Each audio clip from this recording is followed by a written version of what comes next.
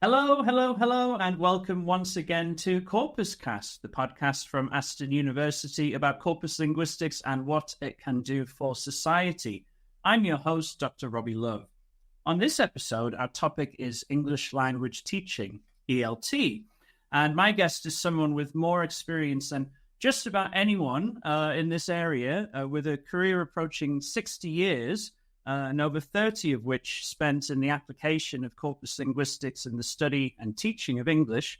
My guest has published 58 books, including a range of ELT course books and 120 academic papers dealing with research and teaching of the English language, especially as a second or a foreign language.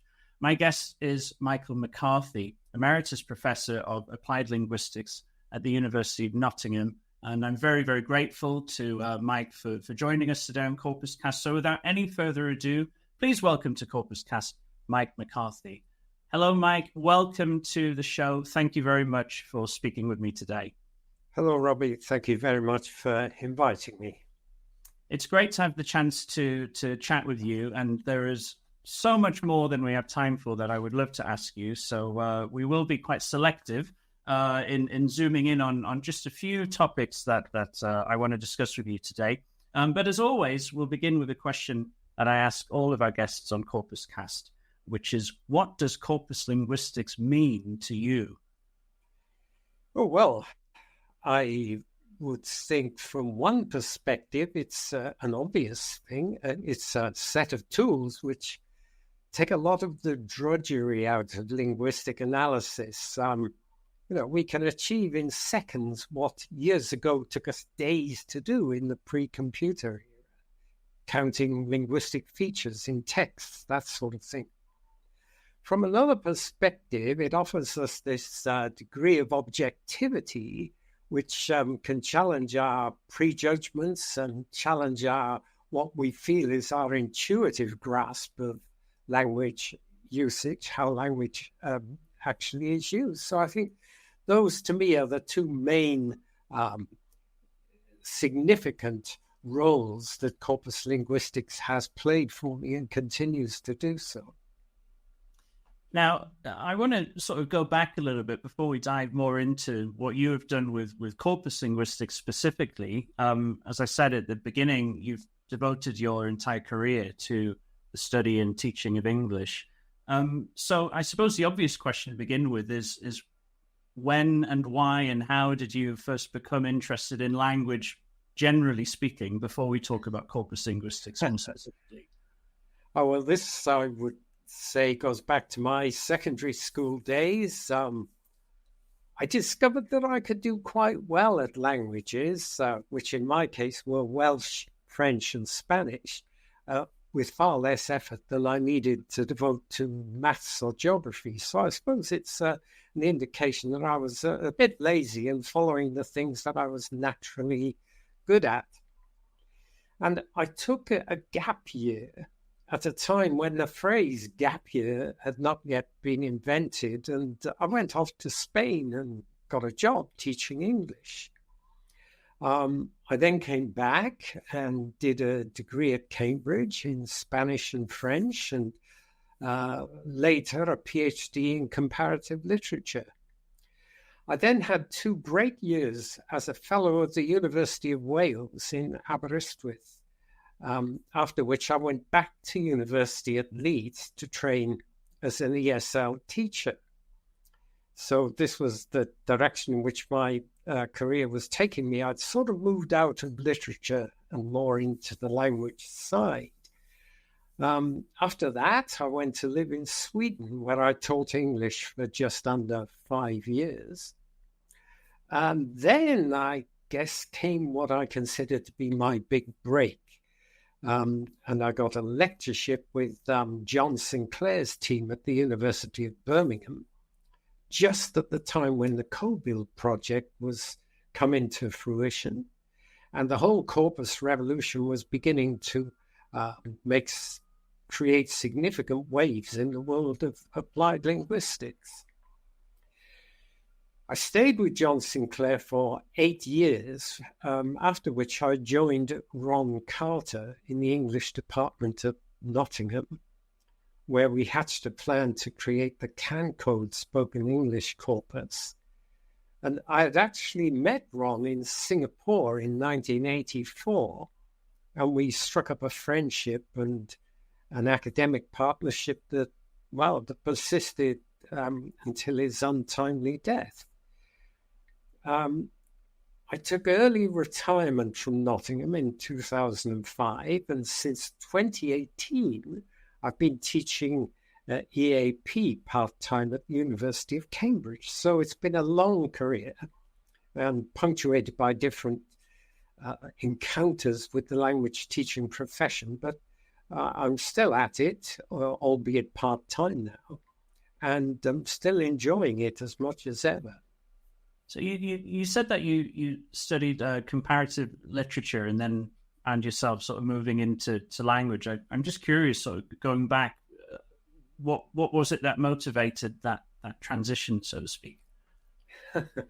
Well, I had my PhD in comparative literature, and it was successful. But at the time, I had a very good reason to want to go and live in Sweden. And I realized that probably my future would be better served by teaching English language rather than English literature. But I must say, when I got to Sweden, the first couple of years, I did teach some literature and some literary stylistics. So the transition wasn't kind of overnight. But little by little, I developed more of an interest in the problems of teaching language rather than teaching literature. And I think the Swedish experience was one that confirmed that in me, that's where my real interest lay.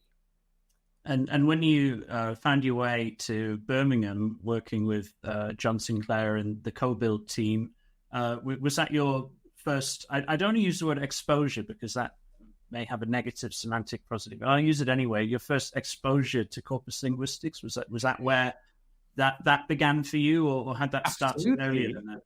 No, absolutely. I mean, when I applied for the job at Birmingham, I don't think I had the slightest clue what corpus linguistics was. But I remember going to Birmingham for my interview with John and a panel that included Malcolm Coulthard and various other people. And I was aware of their work in discourse analysis, but it was only when I got the job and I began to chat with John and he began to, show me the ropes that I realized they were doing something quite unusual.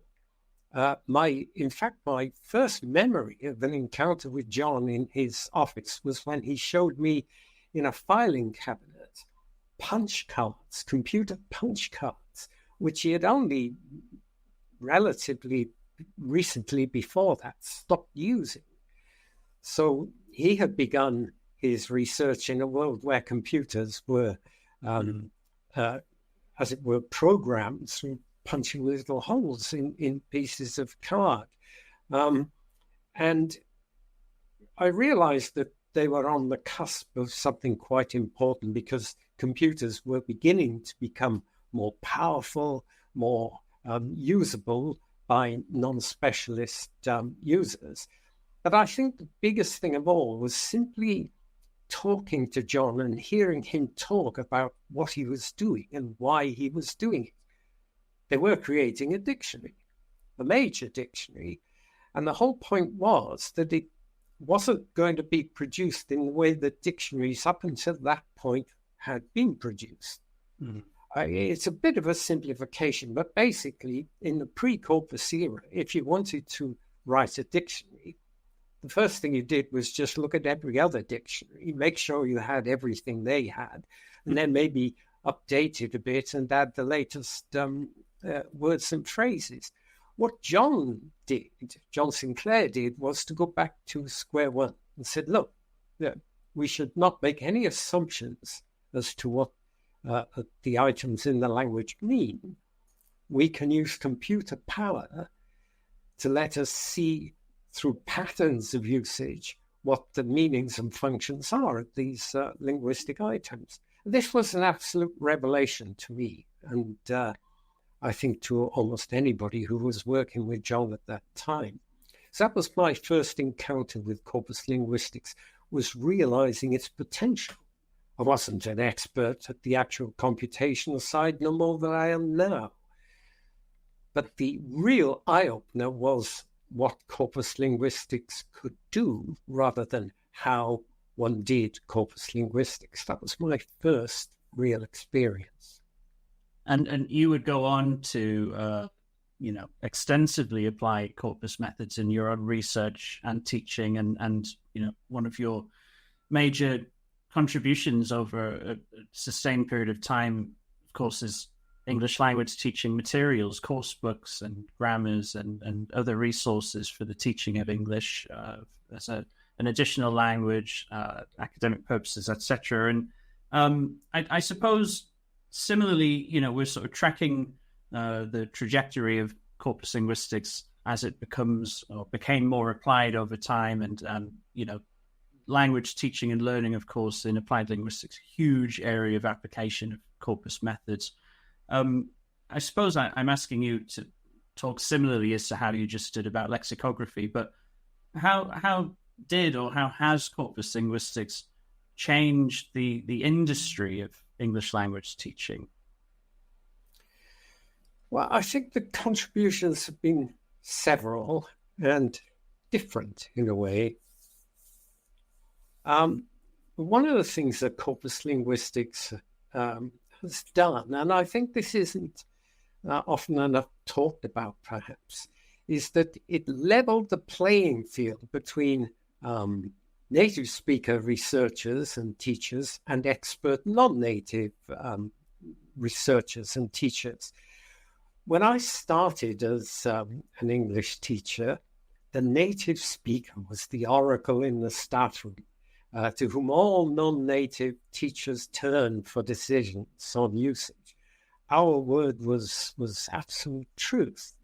The great thing about a corpus is that it doesn't give any particular advantage to a native speaker researcher. Many really great expert non-native speaker corpus linguists hail from Scandinavia, Japan, France, Spain, China, all over the world. So this leveling of the playing field, I think, is really important, that anyone can use and benefit from a corpus, whether you are a so-called native speaker or non-native user of the language.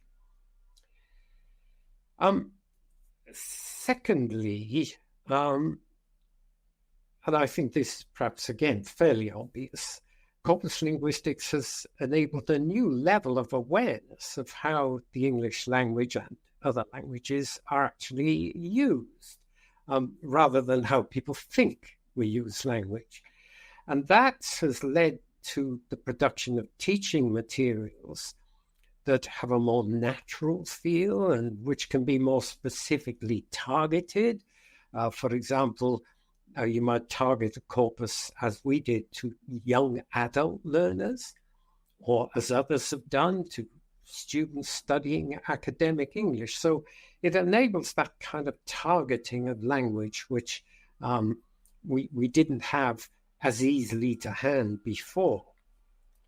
And well, I guess corpora have also had some limited effect through data-driven learning, where learners are directly exposed to corpus data, which in appropriate contexts can be quite motivating. And I found that in my own current EAP teaching, that given the right amount of preparation and motivation, learners really enjoy encountering corpus data in the academic context. But there are things, of course, that corpora haven't done for the industry, and there have been quite a lot of problems along the way, which I hope we'll get a chance to talk about. One of the things that corpora have not really managed to crack for the English language teaching materials world is some pragmatic information into ELT speaking materials on a wide scale. There are one or two exceptions, but generally speaking, the whole pragmatic area has not made the impact in language teaching materials, which it has made in general corpus research. Do you think that's because of the issues of scale, in that still a lot of corpus pragmatic research relies upon a great deal of manual annotation, and therefore not being able to get the data sets to a comparable size to the corpora that ELT? Yes, undoubtedly, it's quite labor intensive to go through corpus data, pragmatically annotating it. But alongside that, anyone who does dive into a corpus, especially if you actually read the corpus like a script in the case of spoken texts, you're very conscious of the way that spoken language weaves this kind of delicate tapestry, almost like a dance between the participants. And so often I felt it would be great if corpus linguistics could give to materials creators some really solid information as to how this happens. Probably will come about at some point in the future. Right now, the situation we're in is that new language courses, which are published, often claim to be corpus informed, but it's never quite clear how this has been operationalized. And the final products often end up as looking, drearily familiar, with speaking activities following well-trodden paths and lacking this level of interactivity and pragmatic content that one finds in natural spoken data. Do you think it's not only because of the problems of annotation?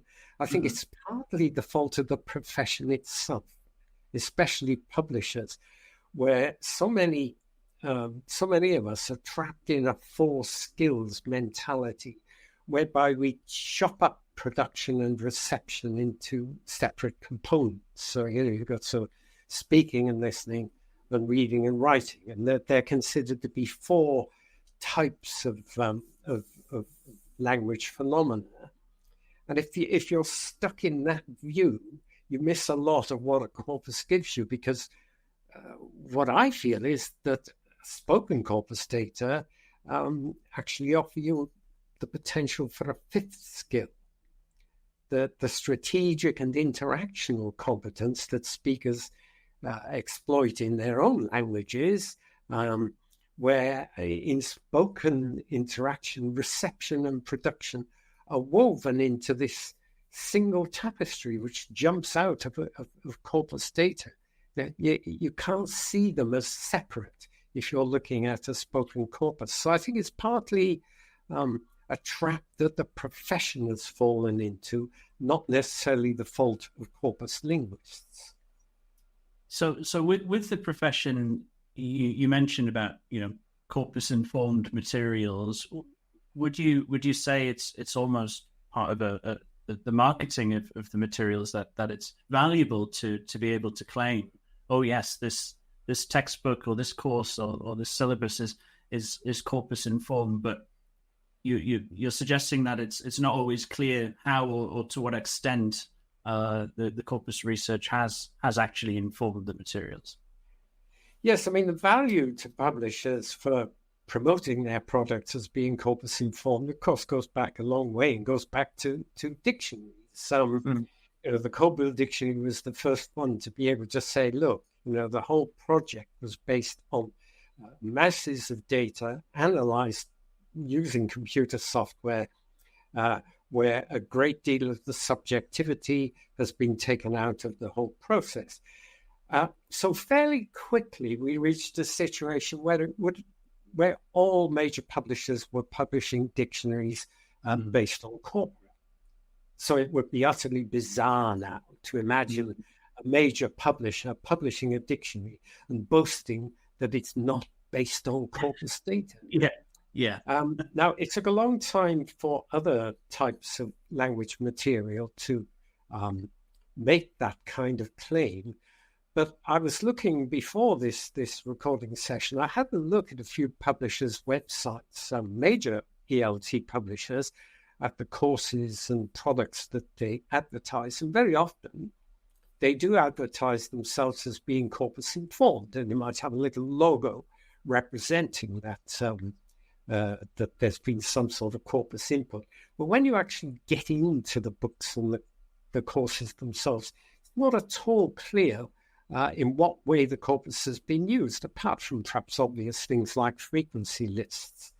And so one still has that feeling that there's quite a long way to go, in fact, before we can really look at language teaching materials and say, yes, these definitely within the stack of good corpus research and incorporation of the kind of strategic and pragmatic and interactive information that we get from a spoken corpus. Now, I have to say that I was very privileged to be involved in the Touchstone and Viewpoint projects, working with two colleagues, two superb corpus linguistics and language pedagogical experts, Shan McCarthy and Helen Sandiford, where we really were able to dig deep into the spoken corpora that we had available. It took a very, very long time and a lot of pretty intense manual labor, as we were mentioning earlier, for lack of automation, pragmatic information. But we did explicitly transfer such pragmatic, interactive information into the material, made it explicit. We weren't afraid to say, look, this is information from our database. This is information we can offer you as the most frequent way in which a particular function or particular linguistic strategy is realized. But I think those are few and far between. I want to peel back the curtain a little bit, I suppose, or invite you to do so. I wanted to ask about the process, really, for the course books that you authored or co-authored yourself. Because I think for a lot of people, there's probably a lot of mystery around, editorial decisions and how these books come to be in terms of deciding what goes in and what doesn't, and the principles around how the corpus data informs such decisions. So, let's say, and I might be making up a situation that never actually exists. So apologies if that is the case, but you're commissioned to write a textbook, and you've got all of the corpus data that's at your disposal, at your fingertips. How much is kind of dictated to you in terms of, okay, this book needs to cover X, Y, Z areas of grammar, or whatever the skills are that have been covered, or the particular age group, or the particular context that's being targeted, and how much is up to you as the writer and the researcher to kind of go, well, I've looked and the data is telling me that this feature is really common, so I think we need to have an entire section about this thing, which where is it somewhere in the middle, or how much autonomy do you have to essentially allow the data to dictate how the books look based on frequency and other features? Right. Well, that's a complex question, which has a complex answer, but I'll try and take you through it. The first task is to identify the target audience. There's no point in starting with a corpus if you don't know who the people are that you hope are going to benefit from its incorporation into the materials. So in the case of the Touchstone Viewpoint series, this was partly led by the publisher in terms of their publication plan.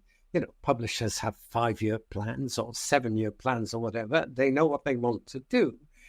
Publishers also run focus groups. But the interesting thing is, which I always remind people, is that when we started on the Touchstone project in 1997, no focus groups were pleading for corpus-based materials. Henry Ford famously said, if I had asked people what they wanted, they would have said faster horses.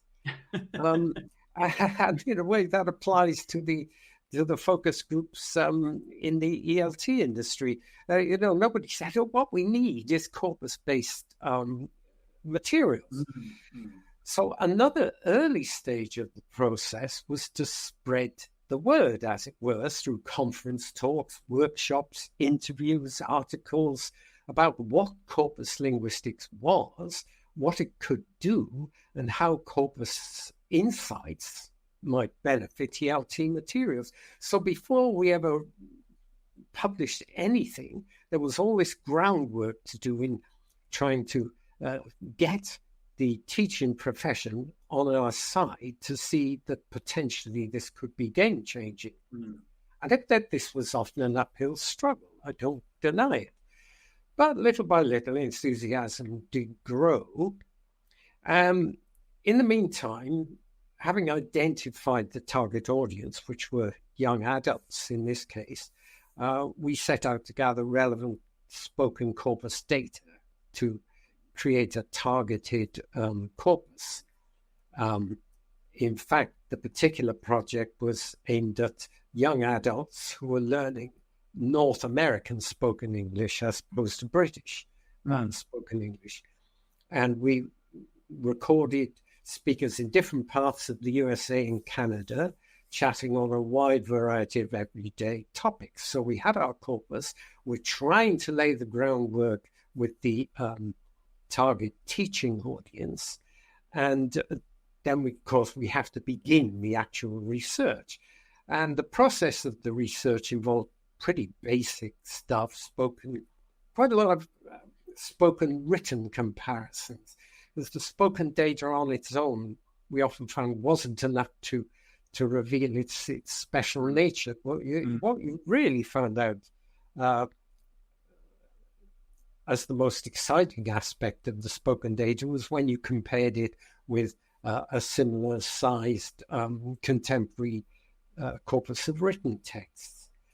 And what sprang out most of all to us at that time, and this was something we had to persuade the publishers, was the extent to which spoken usage came in chunks, was chunked, confirming John Sinclair's famous idiom principle, as he called it, whereby meaning is created in strings of words rather than individual words on their own.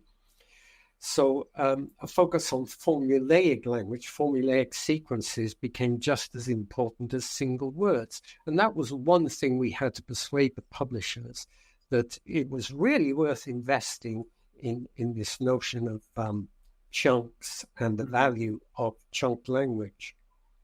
The other interesting thing about the research was an important principle of the data retrieval and interpretation was, wherever possible, to choose data which learners could relate to their personal lives and which they could personalize in the exercises and activities in the course book. So, we would discard data which was too exotically outside of what would typically be the learner's experience and interest.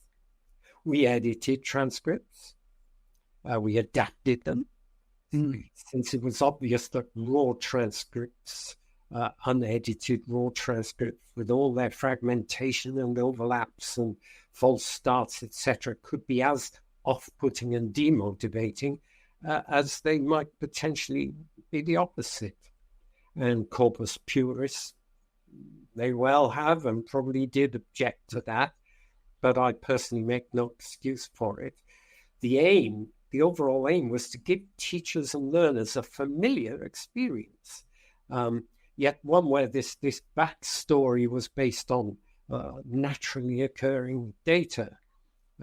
So it was this very careful juggling of priorities. And of course, the publisher wanted something that teachers could pick up next Monday morning and use. That it was no good producing material where the teachers would need a 4-week training course before they could even open the book. So that was another constraint, was it's got to look and feel familiar. It's got to be relevant. It's got to be able to be authenticated by the learners. But at the same time, it had to have that naturalness that one could derive from the spoken corpus data. Sorry, it's quite a complex answer, but then it's quite a complex question. We were lucky. We had a publisher who at that time was very visionary, very open to new ideas. I think since then, publishers have become much more risk averse. So I want to pick up on something you just said there about editing the examples and providing a familiar experience to teachers and learners. I suppose what you might call a hallmark of the whole point of corpus linguistics for many people is the idea that we're getting a bird's eye view on real language. What do people actually do with language? And there's an awful lot of talk about authentic language data, particularly in teaching and learning materials, the sort of ELT industry and authentic corpus-informed materials seems to be something you hear quite a lot, these sorts of buzzwords. But as you were saying, real life is messy and transcripts of natural conversation are not neat and tidy. And so from a register perspective, that's one thing. But also, of course, what people actually talk about when you are not controlling and the words that they use when you're not telling them that they can't say certain things or censoring them in any way. So, I've done some research on swearing, for instance, and I may be wrong, but I don't believe that there's any mainstream ELT textbook that has a section on here are the swear words and here's how to use them. So I may be wrong, but I suspect probably not. And there are, of course, a lot of other things that in certain markets may be culturally sensitive that publishers may seek to avoid. Of course, the cost of that, I suppose, being authenticity, right? If we're censoring or adapting what people say. So I want to actually bring up something that you wrote in a paper recently in language teaching. You published just a few years ago a sort of reflection of your career, 55 years and counting at the time. I think we're a little bit beyond 55 now, but 55 years and counting, a half century of getting things half right. So I think it was a wonderful title. And one of the things you said was, I sympathize with creatively minded authors who are blocked from portraying anything but a particular version of reality by risk-averse publishers. I speak from experience. My own co-authored materials have been subject to such constraints, and I've had to live with them. Now, I'm not asking you to, tell tales or grass on any particular publisher, but I wonder what your thoughts are on this. I suppose a tension between these two perspectives, really, authenticity and commercial publishers protecting and maximizing their markets. Yeah, well, of course, I have been in the midst of those debates, and there is no doubt that one has to be sensitive to one's target audience. And I don't personally find it terribly difficult to hold back from particular areas. So taboo language, for example, swearing, you mentioned swearing. I think not only could this be offensive to many users, but it's actually something that's incredibly difficult for anyone to do in a second or foreign language, as I know from my own experience with Swedish and Spanish, that I would almost feel slightly absurd in trying to swear in those languages. So that sort of thing, I think there are very good arguments why one should not mention it. Occasionally, there's a sort of irritation when there's so many sort of worthy values into the debate, like, you can't mention tobacco. You can't even teach someone to say, I'm sorry, I don't smoke, because you're not allowed to mention tobacco. So occasionally you get these sort of overzealous editors who want to go a little bit too far with that kind of thing. But in general, I would say that it's perfectly understandable that religion and politics are no-go areas. These are minefields. So one tries to use discernment and common sense. However, there is one thing that kind of nags slightly at me, and it goes back to the late 90s, the beginning of the time when Ron Carter and I were talking about the Cancode corpus to wider audiences. And in particular, you mentioned the article I published. I think it was in that article. I also mentioned that in one of our talks, an audience member said that they didn't want to hear about Ron Carter's and Mike McCarthy's semi-literate friends when we were talking about the speakers in our corpus. And this does, to me, betray a slightly worrying aspect of the whole thing. And that is that, yes, indeed, we were rather proud that we covered quite a wide range of speakers in the Cancode corpus from a wide social spectrum, including a number of our own friends and relatives who were so very ordinary working class people. And we couldn't escape the fact that middle class expression and values did, at the time, probably still do in the minds of many, form the bedrock of BLT pedagogy and publishing. It's a very middle class world, dominated by middle class values, run by middle class people. And so there is this constraining factor there in terms of social class, as there is in so much of life in Britain, whereby diversity means anything other than including the ordinary, plain, working class population. So there was that sort of nagging worry behind it. And in the case of grammar, there was a belief that spoken grammar was some sort of corrupt version of written grammar instead of the opposite. And that held sway among many teachers, and that was a real hill to climb.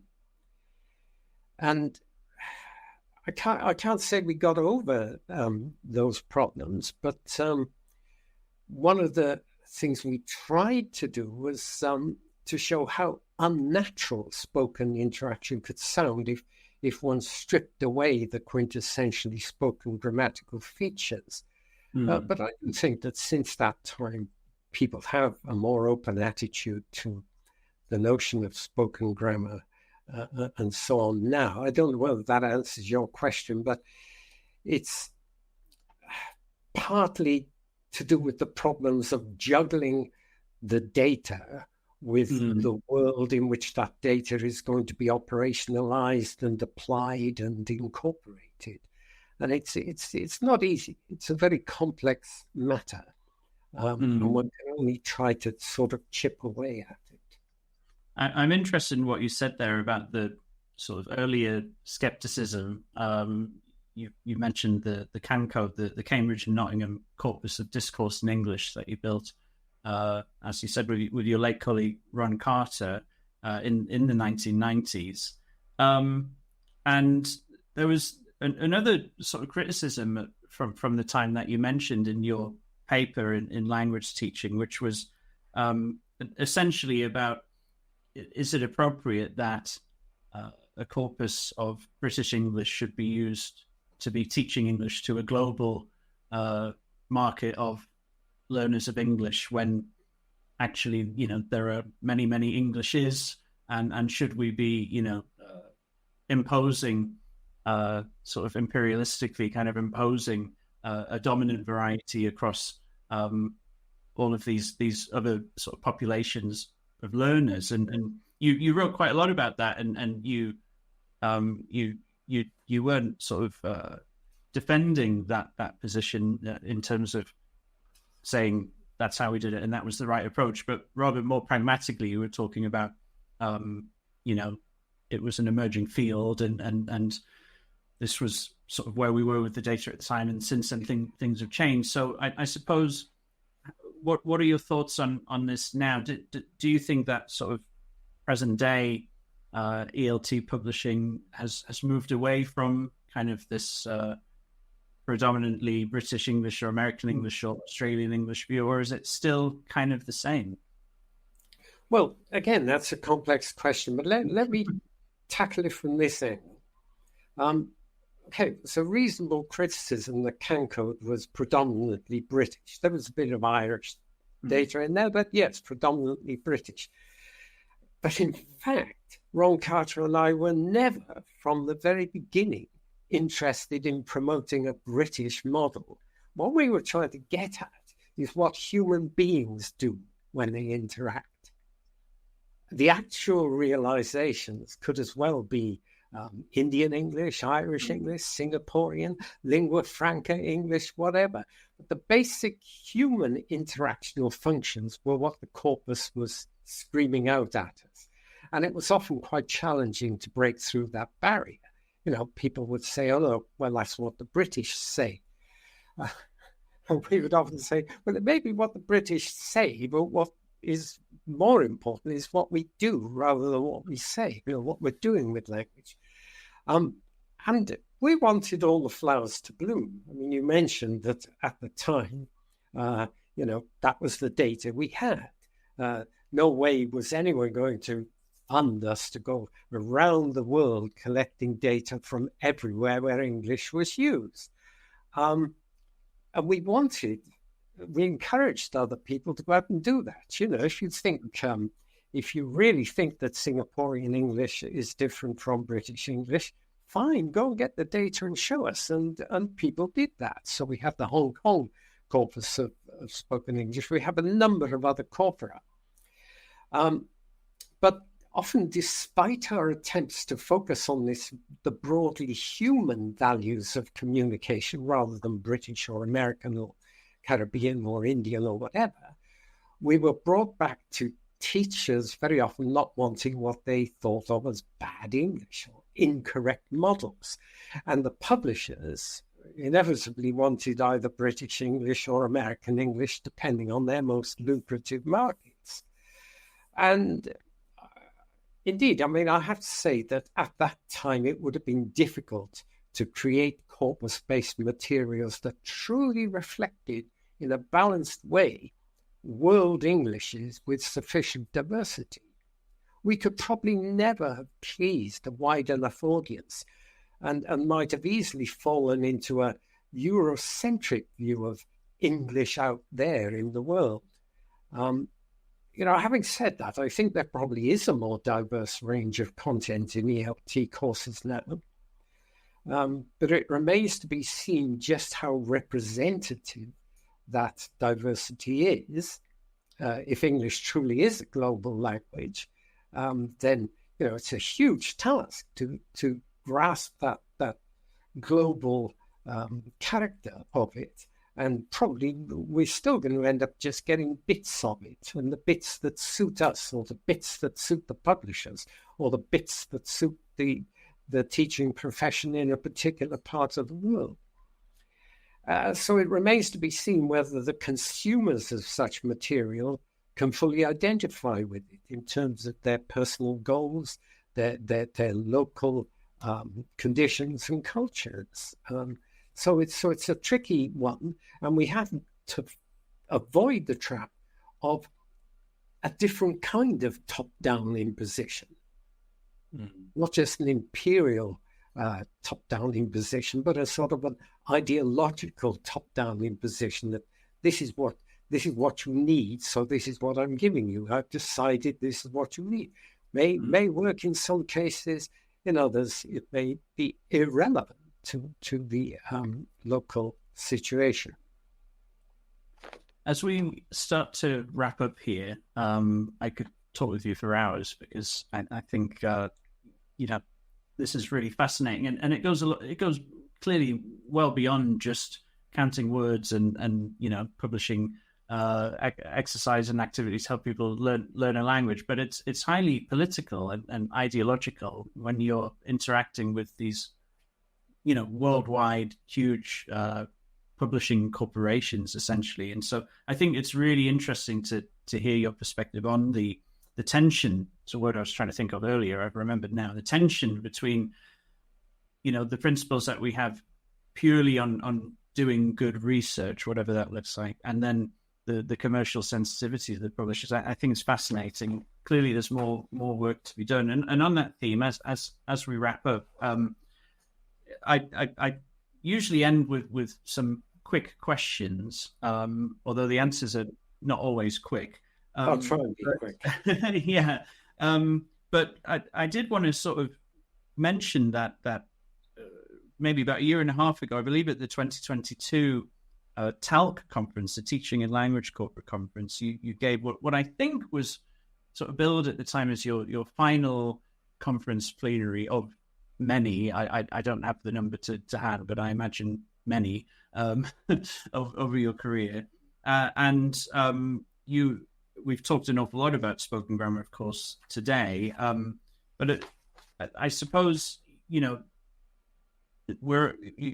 been such as in that plenary and in the paper that we mentioned in language teaching, you've been doing, I suppose, a lot of retrospective looking back over your career and how things have changed. And so I suppose I want to ask you to look forward in a quick question. And I think I'll just ask you one quick question, actually, which is, what will corpus research look like in 50 years?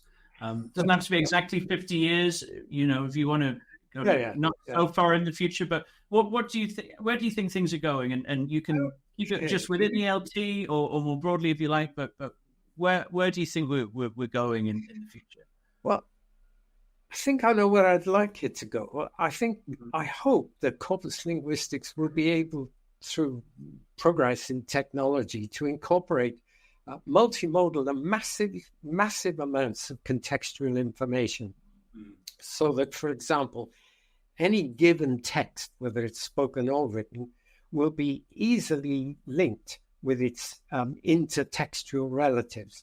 Because after all, no conversation occurs in isolation.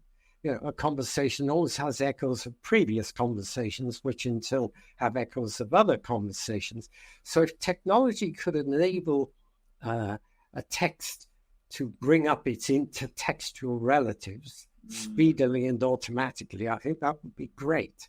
It might be, again, easier to do with written text. So, if you take a newspaper text, you could link it with a broadcast text or a text online.